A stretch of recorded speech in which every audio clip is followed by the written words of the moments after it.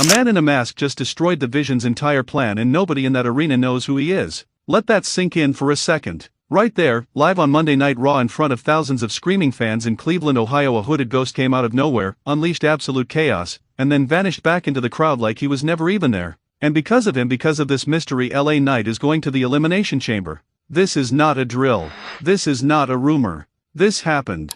And by the time this video is over, you are going to understand why this moment could be one of the most important things WWE has done all year. Stay with me, because what you're about to hear gave me chills. We are in Cleveland, Ohio. Rocket Mortgage Fieldhouse. The energy in that building is something you can feel through the screen. The crowd is electric. The stakes couldn't be higher. There is one spot left in the men's Elimination Chamber match, one ticket to Chicago, and 3 men are willing to tear each other apart to claim it. In one corner, you've got Penta, the Luchador, the man behind the mask who brings a storm every single time he walks through that curtain. Fast, vicious, and completely unpredictable. The kind of competitor who will fly across the ring without a second thought and leave you wondering how a human body moves like that. In another corner, Austin Theory. And listen, this is not just Austin Theory anymore. This is Austin Theory with the full force of the Vision behind him. Paul Heyman is sitting at ringside. Logan Paul is lurking. Bronson Reed is in the shadows. The Vision doesn't just have a plan, they have a machine. And tonight, that machine was cranked up and pointed directly at one man.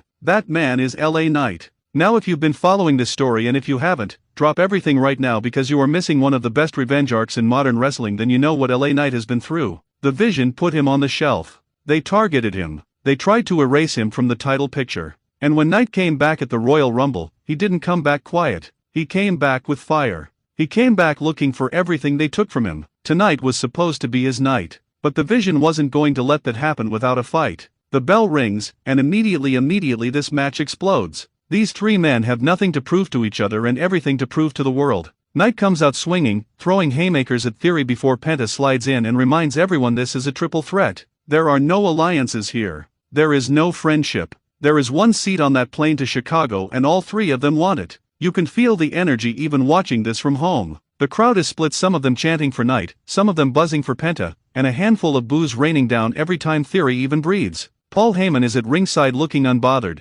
doing that thing where he stares at the ring like he's already written the ending of the story. It's infuriating. And it's brilliant. Knight gets Penta in a corner and just unloads chest chops echoing through the arena like gunshots. Penta fires back. These 2 are going at it with a ferocity that makes you lean forward in your seat. And then Theory slides in behind Knight and hits a spine buster that shakes the mat. 1, 2, Knight kicks out. The crowd exhales. This is where legends are made. And nobody in that building knew just how legendary this night was about to become. The match grinds forward. Penta takes control for a stretch, executing a sling blade on Knight that snaps him to the canvas, then planting a vicious kick into Theory's ribs. Penta climbs to the top rope and launches a double crossbody, crashing down onto both Knight and Theory at the same time. The arena erupts. 1, 2, Penta almost stole this thing right there. Theory, desperate and dangerous, fights back. He catches Penta in a backstabber, the impact violent and sharp. Theory goes for the cover but Knight breaks it up. Of course he does. Knight is not here to let someone else take his moment. These men keep fighting, keep clawing, keep refusing to stay down. This is what wrestling is supposed to feel like. This is what heart looks like wrapped in leather and sweat. Then something shifts. Knight and Theory end up in the corner together, Knight reaching for a superplex. Penta, always the opportunist, slips in underneath them. Suddenly it's a powerbomb superplex combination, Theory driving Penta down while Knight crashes from above. The whole ring shakes. The crowd is absolutely losing their minds. Theory scrambles for the cover on Knight. 1, 2, Knight kicks out. The ref's hand barely hits the mat a 3rd time before Knight's shoulder flies up. The tension in this arena is suffocating. You can hear the crowd holding its collective breath. Knight reverses a stomp attempt from Theory into a DDT, one of the sharpest reversals you'll see all year, and the crowd pops like it's WrestleMania season. Because it is WrestleMania season. Knight drags himself up. He's hurting. You can see it in every movement. But the man refuses to buckle. He climbs to the top rope. He's setting up for the elbow drop. The Rocket Mortgage Fieldhouse is on its feet. And then the music changes. Logan Paul appears at the top of the ramp. The crowd's cheers curdle into rage the second they see him. And right behind Logan Paul, Bronson Reed, the human wrecking ball. The man who hits a tsunami from the top rope and makes it look like the laws of physics were written just for him. Knight sees them coming. He throws a dropkick through the ropes and nails Logan Paul, and for one brief, brilliant moment, it looks like Knight is going to fight his way through this entire army by himself. But Bronson Reed doesn't wait. Reed grabs Knight on the outside and hurls him like he weighs nothing. He rolls him back into the ring and climbs Tsunami. The ring shakes on impact. Cleveland is furious. Theory crawls over. 1, 2. Penta grabs Theory's leg and rips him out of the ring. The crowd is going insane. Penta just saved this match for everyone who doesn't want to see the Vision win. Theory turns his rage on Penta, back body drop right onto the commentary table. The sound is horrifying. Penta crumples. And Adam Pearce, Ross general manager, storms down to ringside with a wall of security. Reed and Logan Paul are removed from the premises. The arena is shaking, but the damage may already be done. Knight is laid out on the canvas. Theory crouches over him. He lines up the stomp. He hits it. 1, 2. Penta pulls Theory off. This match will not die. Right now, before we go any further, if you've been riding with us through every near fall and every moment of chaos, this is the moment to hit that like button, subscribe to SLAMZONE, and smash that notification bell so you never miss a breakdown like this one. This family shows up every single week for moments exactly like this one. Join us. Hit subscribe. Now let's get back to Cleveland.